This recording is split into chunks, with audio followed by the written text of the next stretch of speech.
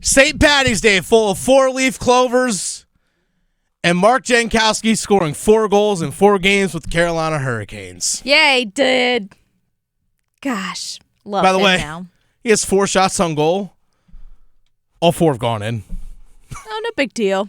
He had 2 in his exactly no big deal. You know. He had 2 goals in his first game with the Canes. Mm-hmm.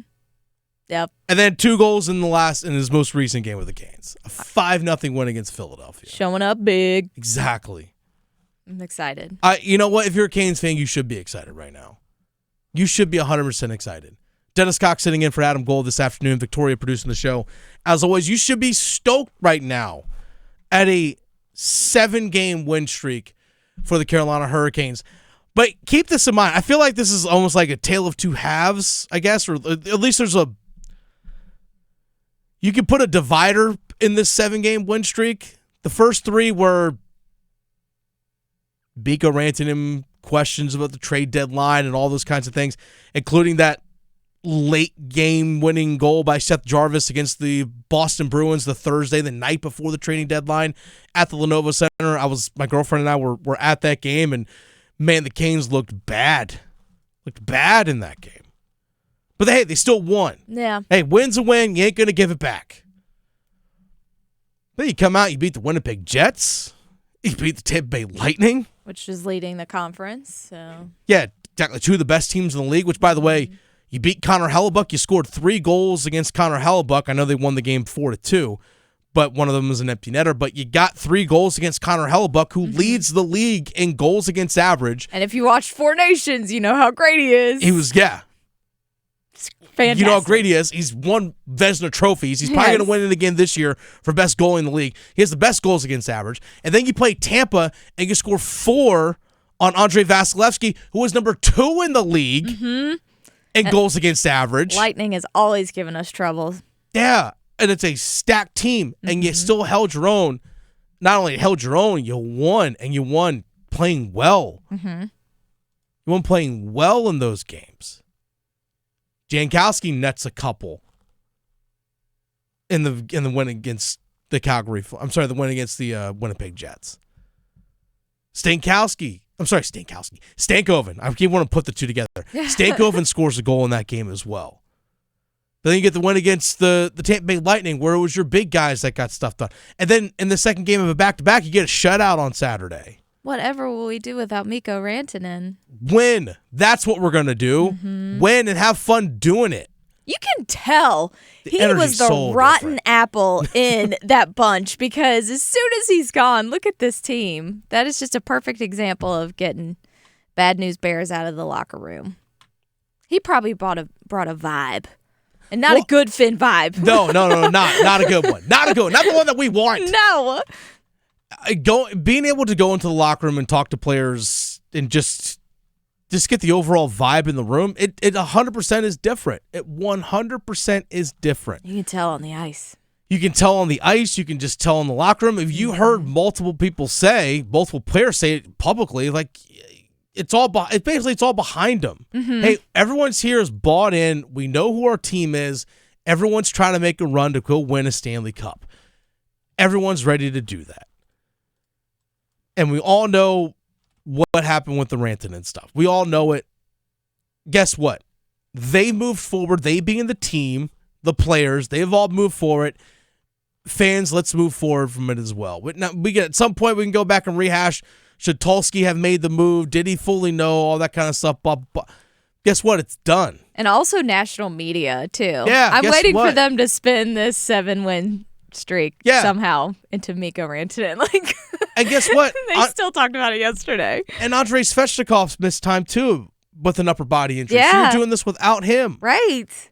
And you're still playing well. All the pieces, the guys that were brought in, Jankowski and Stankoven, fit well to what the Canes do. Their style of play and what they're being asked to do fits in. Yeah, even Taylor Hall. He's Taylor fitting Hall. in so good, too.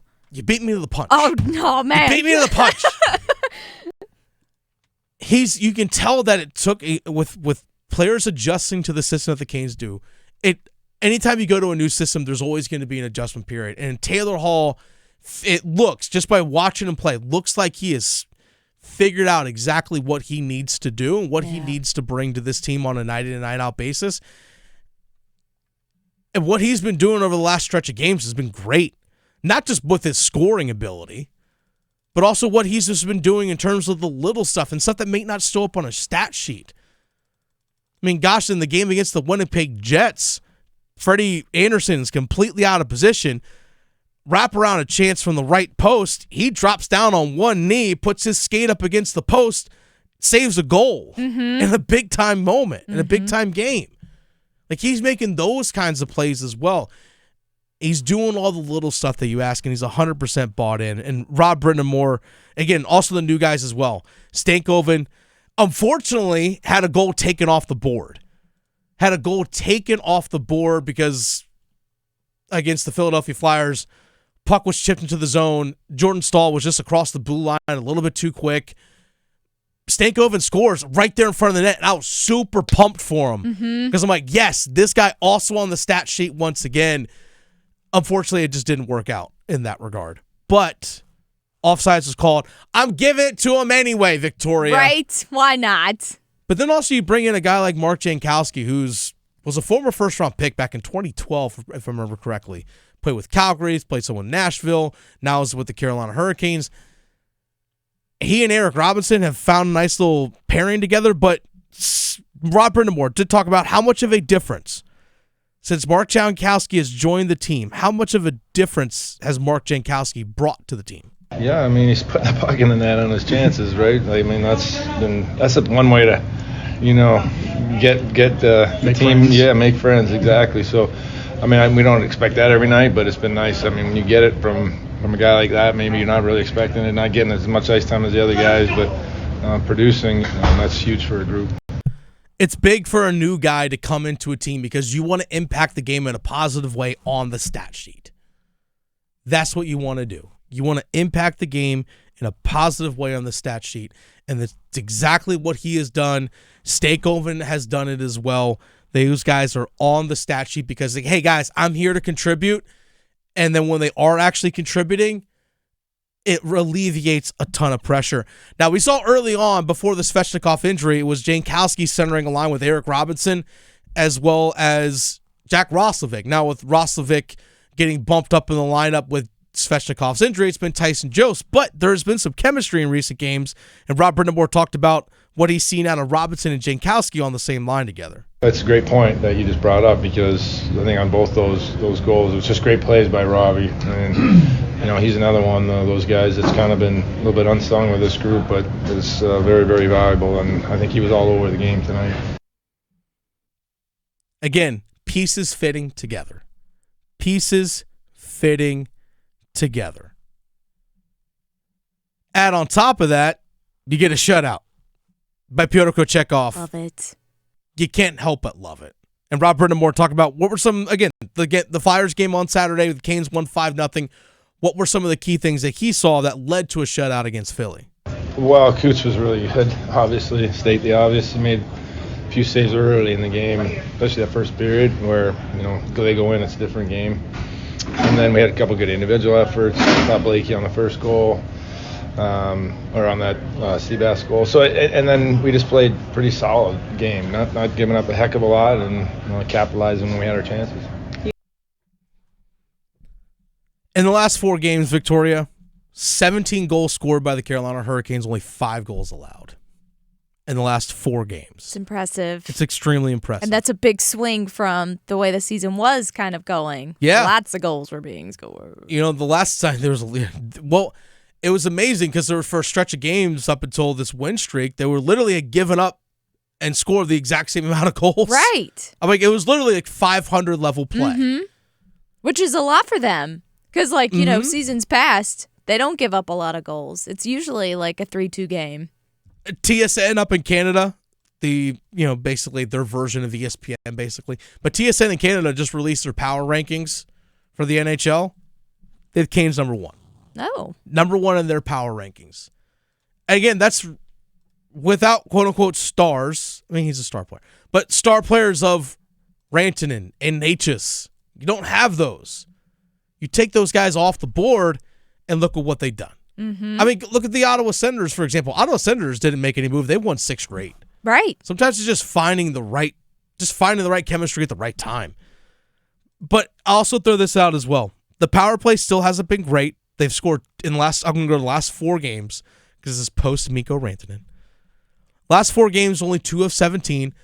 Just over 11%, which is better than like the 5% that they were doing. So we could say improvement. But in 8 shorthanded opportunities, or 8 times they've been shorthanded, they've given up 0 goals, and they've actually scored 1. They've actually have scored 1. I'll take that any day of the week. Oh, yes. I'll take that any day of the week. Because your power play can struggle, your power play can stink, but if your penalty kill is strong, that's, to me, the biggest thing that you need to have. If I had to pick one, a good power play or strong, like a damn near perfect penalty kill, I'm going to take the damn near perfect penalty kill. Every time. Because you don't know how many power play opportunities you're going to get in a game. You only get 1. You may only get 2. We might go in the PK 4 or 5 times. I'll take the strong PK. That doesn't mean the power play can't improve. The biggest thing for them on the power play right now, I'll wrap up Kane's talk on this.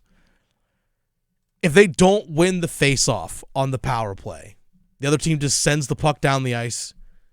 It's getting into the zone. Just getting into the offensive zone and possessing the puck, that's what's been their Achilles heel right now. And I will say this, though. That is the biggest area, I think, where they're missing Martin Necas, because Martin Necas, with his speed, was able to just knife through people and get the puck into the offensive zone. That's the biggest thing that he brought that other guys on the team can't. I know his scoring touch and all that stuff was fantastic, but that is where an area of the game that doesn't necessarily show up in the stat sheet where they miss Martin Necas and his speed.